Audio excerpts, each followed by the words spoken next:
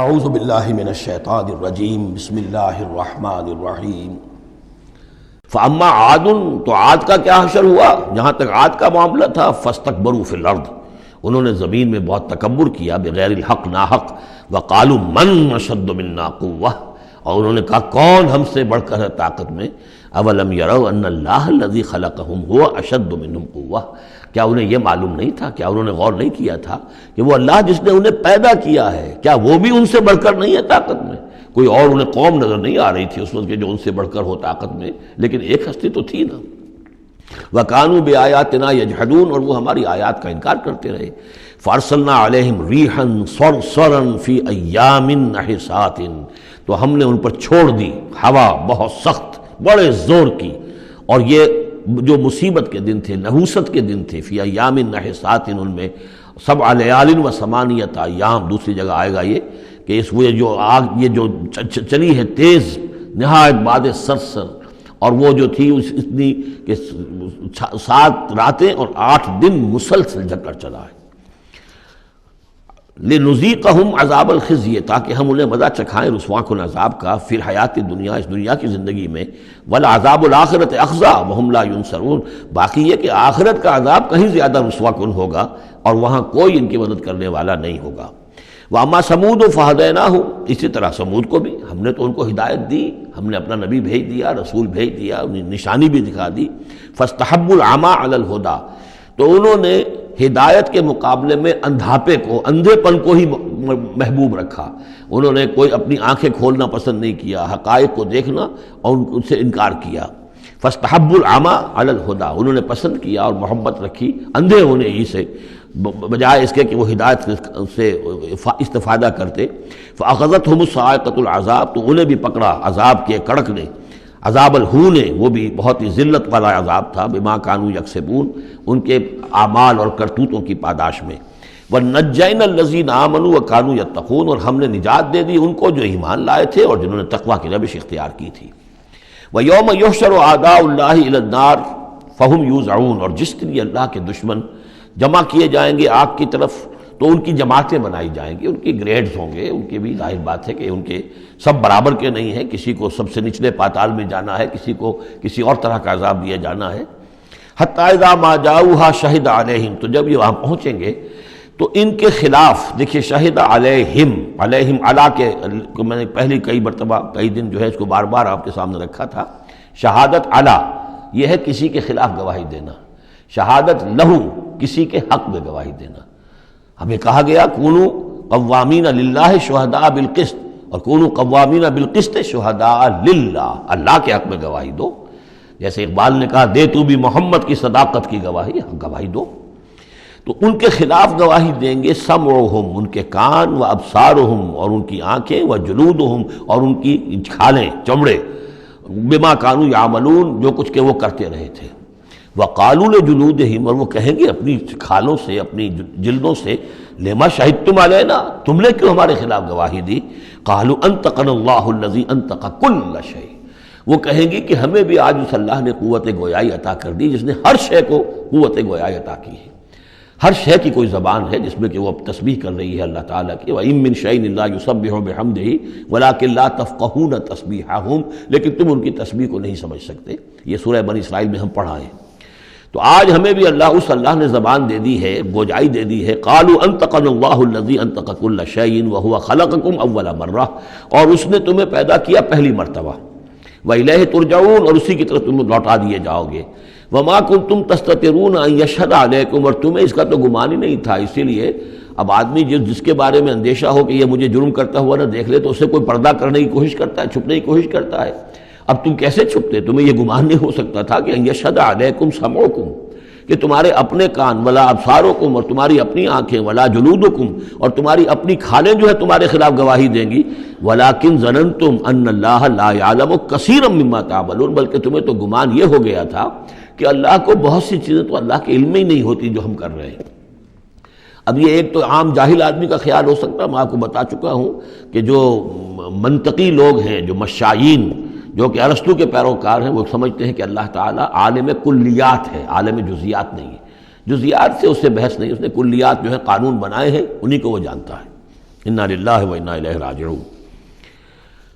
وَذَلِكُمْ ظَنُّكُمُ الَّذِي ظَنَنْتُمْ بِرَبِّكُمْ، یہ تھا تمہارا وہ گمان جو تم نے اپنے رب کے بارے میں کیا تھا، ارداکم، اسی ظن نے تمہیں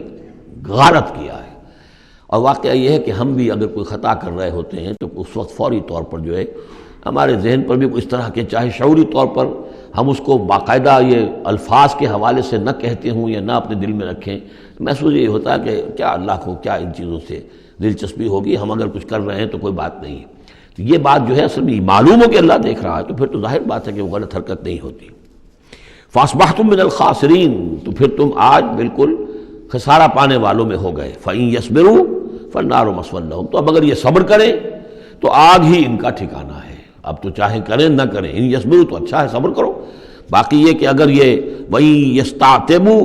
فَمَا لَهُم مِّنَ الْمُعْتَبِينَ، اور اگر یہ چاہیں کہ انہیں کوئی موقع دے دیا جائے کہ معافی مانگ لے اور پھر چھوڑ دیے جائیں، تو یہ ہونے والی بات نہیں ہے۔ وہ معافی تو دنیا میں مانگتے، استغفار کرتے، اپنی اس زندگی میں کرتے،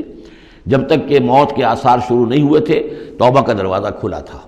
جب تک کہ قیامت کے آثار شروع نہیں ہوئے اس وقت جو لوگ ہوں گے ان کے لیے توبہ کا دروازہ کھلا ہے، لیکن جب انفرادی سطح پر موت کے آثار شروع ہو گئے توبہ کا دروازہ بند، اور اب عالم برزخ میں یا عالم آخرہ میں وہاں توبہ کا کوئی سوال نہیں۔ وَقَيَّضْنَا لَهُمْ قُرَنَاءَ، اور ہم نے ان کے لیے ایسے ساتھی مقرر کر دیے ہیں، فَزَيَّنُوا لَهُم مَا بَيْنَ أَيْدِيهِمْ، جیسے ہر انسان کے ساتھ اللہ تعالیٰ نے فرشتے بھی رکھے ہوئے جو اس کی حفاظت کرتے ہیں، جیسے کہ فرمایا گیا کہ ہم ان پر حفظہ یرسل علیکم حفظہ، تو جس طریقے سے فرشتے حفاظت کرتے ہیں، یا وہ فرشتے ہیں کہ جو اس کے اعمال لکھ رہے ہیں، کرامن کاتبین یعلمون ما تفعلون، اس کا بھی آخری پارے میں ذکر ہے۔ اسی طرح ہر انسان کے ساتھ ایک شیطان ہے جو اللہ نے اس کے ساتھ لگا دیا، جیسے کہ حدیث میں بھی آیا کہ ہر انسان کے ساتھ ایک شیطان ہے۔ اور اسی میں وہ بات آئی بڑی حکیمانہ کہ کسی صحابی نے جرأت کر کے پوچھ لیا کہ حضور کیا آپ کے ساتھ بھی ہے؟ تو آپ نے فرمایا ہاں میرے ساتھ بھی ہے، لیکن میں نے اسے مسلمان کر لیا، یعنی اپنا تابع بنا لیا ہے، اور وہ اب مجھے کوئی غضب نہیں پہنچا سکتا، لیکن ہے تو صحیح، شیطان تو ہے۔ اسی طریقے سے یہاں دیکھیے وَقَيَّضْنَا لَهُمْ قُرَنَاءَ فَزَيَّنُوا لَهُم مَا بَيْنَ أَيْدِيهِمْ، تو ہم نے ان کے لیے مقرر کر دیے ہیں ان کے ساتھ رہنے والے قرین، ان کے ساتھی۔ فَزَيَّنُوا لَهُم مَا بَيْنَ أَيْدِيهِمْ، تو وہ ان کو مزین کر دیتے ہیں جو چیزیں ان کے سامنے ہیں، وَمَا خَلْفَهُمْ، اور جو ان کے پیچھے ہیں۔ وَحَقَّ عَلَيْهِمُ الْقَوْلُ فِي أُمَمٍ قَدْ خَلَتْ، نتیجہ کیا ہوتا ہے کہ وہ چونکہ دنیا مزین ہو گئی، اسی میں وہ کھپ گئے اور اسی میں گم ہو گئے، فَحَقَّ عَلَيْهِمُ الْقَوْلُ، تو ان کے اوپر اللہ تعالیٰ کے عذاب کی بات وہ راست آئی، وہ سچی ثابت ہوئی۔ فی امم قد خلت من قبلہم من الجن والانس، تو وہ انہی امتوں میں، انہی اقوام میں کہ جو ان سے پہلے جنوں اور انسوں کی گزر چکی ہیں، انہی میں شامل ہو گئے۔ انہم کانوا خاسرین، یقیناً وہ خسارہ پانے والے تھے۔ اب دیکھیے پھر قرآن مجید کا ذکر کس شان سے ہو رہا ہے۔ وقال الذین کفروا لا تسمعوا لهذا القرآن والغوا فیہ لعلکم تغلبون، یعنی یہ کہ جو بھی حضور کی دعوت تھی، چونکہ اس کا اعلی دعوت قرآن مجید تھا، لہذا جو ان کے مخالفین تھے انہوں نے یہ کہا ایک دوسرے سے کہ دیکھو قرآن مت سنا کرو، یہ کہیں تمہارے کانوں سے اتر کر کیا پتہ ہے کہ کہیں اگر ذرا اتر گیا کوئی اس کا قطرہ تمہارے دل کی طرف تو پھر تو تم چلے جاؤ گے۔ لا تسمعوا لهذا القرآن، اب اس کو سمجھ لیجئے، قرآن مجید کا پڑھنا، پڑھانا، سیکھنا، سکھانا اور سننا اور سنانا، یہ تو ظاہر بات ہے کہ شیطان کو بہت ہی ناپسند کام ہے۔ اور یہ اگر کوئی مؤثر ہو رہا ہو، ایک تو یہ ہے کہ آپ قرآن کے نام سے کوئی ٹی وی پروگرام ہے اور کوئی ریڈیو پروگرام ہے، لیکن اس کے اندر لوگوں کی دلچسپی کی کوئی بات نہیں ہے، ان کی عقلی سطح کے اوپر ان سے اپیل کرنے والا مواد نہیں ہے، تو ٹھیک ہے پروگرام کرتے رہیے۔ لیکن اگر کہیں خدا نہ خواستہ ان کے اعتبار سے کوئی ایسا پروگرام شروع ہو جائے کہ جس سے ذہن کھل رہے ہوں، آنکھیں کھل رہی ہوں، واقعی ان کی سمجھ میں آ رہا ہو کہ قرآن کیا کہہ رہا ہے، تو فرمایا وقال الذین کفروا، کہا ان لوگوں نے جنہوں نے کفر کیا ہے، لا تسمعوا لهذا القرآن، مت سنو اس قرآن کو، والغوا فیہ، اور اس کے اندر تم ہوٹنگ کیا کرو، شور مچایا کرو، جب محمد قرآن سنائے سیٹیاں بجاؤ تاکہ لوگوں کے کانوں میں قرآن نہ جائے، لعلکم تغلبون، تمہارے غالب ہونے کی یہی واحد شکل ہے تاکہ تم غالب آؤ، ورنہ یہ کہ محمد صلی اللہ علیہ وسلم کی زبان مبارک سے جو یہ قرآن بیان ہو رہا ہے اور لوگ سنیں گے اگر، تو پھر تمہارے لیے جیسے کہا تھا منافقین نے کہ لا یا اہل یثرب لا مقام لکم اليوم، آج تمہارے لیے یہاں کوئی موقع نہیں، غزوہ احزاب کے موقع پر کہا تھا کہ تمہارے یہاں کھڑے ہونے کا تمہارا یہ کوئی جگہ نہیں، کوئی ٹھکانہ نہیں، فرجعوا، لوٹ جاؤ۔ اسی طرح اگر اس قرآن کی دعوت کو نہ روکا تم نے اور اگر کہیں لوگ اس قرآن کو سنتے رہے تو پھر تمہارا کوئی ٹھکانہ نہیں۔ فَلَنُذِيقَنَّ الَّذِينَ كَفَرُوا عَذَابًا شَدِيدًا۔ اب دیکھیے اللہ تعالیٰ کا بھی جو غصہ یہاں ظاہر ہو رہا ہے، میرا کلام جو میں نے لوگوں کی ہدایت کے لیے ہدی للناس وبینات من الہدی والفرقان، میری سب سے بڑی نعمت نوع انسانی کے لیے، اس کو اگر یہ روکنا چاہتے ہیں اور نہیں چاہتے کہ لوگوں کے کانوں تک اور ان کے دماغوں تک بات پہنچے، تو ہم ان لوگوں کو فَلَنُذِيقَنَّ، وہی اسلوب ہے بہت زوردار، ہم لازماً ان کو مزہ چکھائیں گے ان کافروں کو عذاباً شدیداً، بہت سخت عذاب کا، وَلَنَجْزِيَنَّهُمْ أَسْوَأَ الَّذِي كَانُوا يَعْمَلُونَ، اور ہم بہت ان کو سزا دیں گے، بہت برا، سب سے برے کام جو یہ کر رہے ہیں ان کے حساب سے ان کی جزا اور ان کی سزا معین ہوگی۔ ذَلِكَ جَزَاءُ أَعْدَاءِ اللَّهِ النَّارِ، یہ ہے جزا جو ہے ان اللہ کے دشمنوں کی آگ ہے۔ یہ قرآن کے دشمن ہے، اللہ کے دشمن ہے، قرآن اللہ کا کلام ہے۔ لہم فیہا دار الخلد، اور اس آگ میں ان کے لیے ہے ہمیشہ کا رہنا۔ جزاء بما کانوا بآیاتنا یجحدون، بدلہ ہوگا ان کے لیے اس کا کہ وہ ہماری آیات کا انکار کرتے رہے۔